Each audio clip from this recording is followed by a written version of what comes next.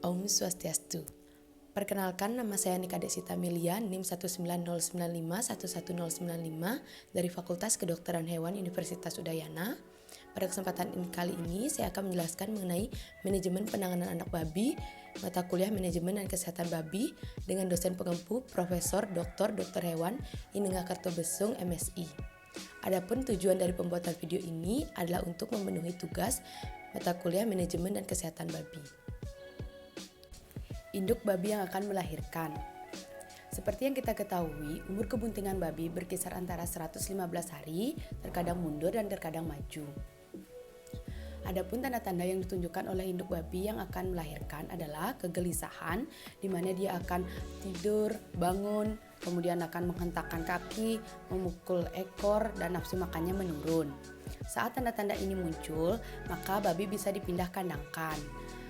Untuk babi yang sudah biasa melahirkan, proses pemindahan kandang berlangsung 2-3 hari sebelum melahirkan. Sedangkan untuk yang pertama kali bisa dilakukan 1 minggu untuk beradaptasi dengan lingkungannya terlebih dahulu. Proses kelahiran normal pada babi ditandai dengan 3 stadium. Yang pertama yaitu stadium persiapan, kedua stadium pembukaan, dan yang ketiga stadium pelepasan.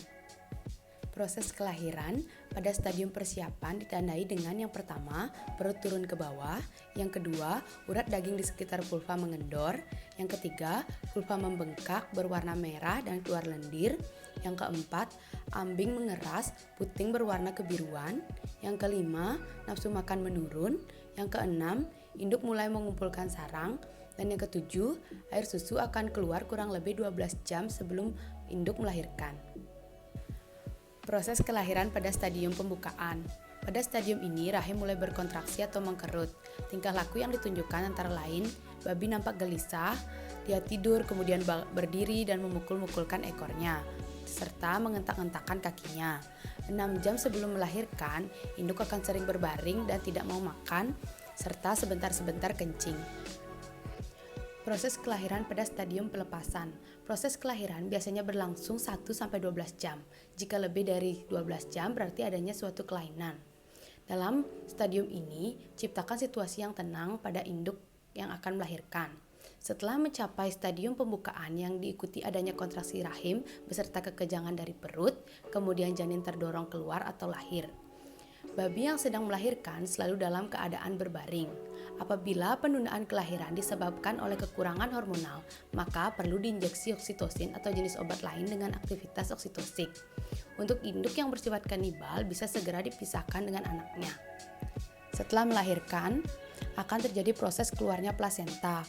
Kemudian biarkan induk babi beristirahat sebentar dan pastikan plasenta tidak termakan oleh induk babi, karena jika termakan dapat mengakibatkan gangguan pada perut dan usus dan dapat mengakibatkan sifat kanibalisme pada induknya.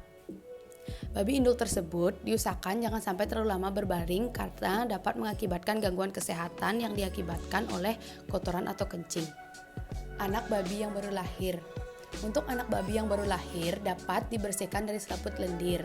Kemudian tali pusarnya dapat putus dengan sendirinya. Setelah tali pusar putus, barulah kita bisa memotongnya dengan panjang 2,5 cm. Sebenarnya, lendir yang menutupi tubuh itu akan menjadi kering sendirinya. Demikian pula dengan tali pusar pun akan putus dengan sendirinya.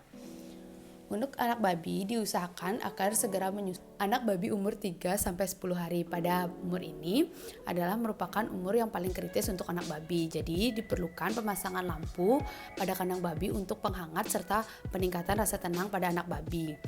Jadi pada masa ini anak babi banyak mati tertindih atau terinjak karena sifatnya yang sangat lemah dan belum lincah.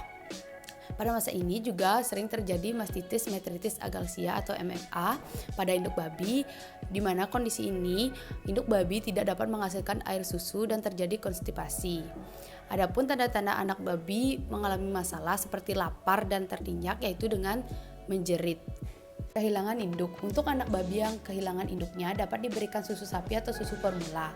Namun hal ini sering mengalami kegagalan karena baik susu sapi maupun susu formula tidak mengandung kolostrum. Kolostrum sendiri merupakan protein tinggi kaya akan globulin yang berfungsi untuk mencegah infeksi. Selain itu dapat juga dititipkan pada induk lain. Biasanya hal ini mengalami penolakan sehingga dapat diakali dengan anak babi ditempatkan pada suatu tempat atau kotak yang diberi aroma. Baik, berikut adalah kandungan air susu babi kolostrum, air susu babi biasa, dan air susu sapi. Dapat dilihat, pada susu babi kolostrum kandungan proteinnya mencapai 17%, sedangkan pada susu babi biasa hanya 5,5%. Dan untuk perbandingan antara air susu babi dan air susu sapi dapat dilihat untuk proteinnya pada air susu babi mencapai 30%, sedangkan pada air susu sapi hanya 27%. Dan untuk lemak pada air susu babi mencapai 42% dan air susu sapi hanya 29%. Kolostrum. Kolostrum yang kaya akan imunoglobulin ini merupakan pertahanan tubuh pada kehidupan anak babi selama umur 10-14 hari. Setelah umur tersebut, kekebalan yang berasal dari kolostrum itu sangat menurun. Dan sesudah anak babi itu mencapai usia 3 minggu, di dalam tubuh akan terbentuk kekebalan yang diperoleh dari luar yang dimulai dengan sangat lambat. Pemberian tanda anak babi. Tujuannya yang pertama yaitu untuk mempermudah mengetahui pertumbuhan, yang kedua untuk mempermudah mengadakan seleksi, dan yang ketiga untuk mempermudah melakukan pencatatan administratif. Untuk waktu dan sistemnya, untuk waktunya sendiri yaitu pada anak babi yang berusia 3 minggu, untuk sistemnya ada sistem kerat atau lubang telinga, dan sistem tato. Air susu. Setiap anak babi membutuhkan 0,5 liter air susu dalam satu harinya. Produksi air susu meningkat pada minggu ke-3 sampai ke-6 dan menurun pada minggu ke-8. Untuk minggu ke-6, anak babi perlu diberikan asupan makanan tambahan.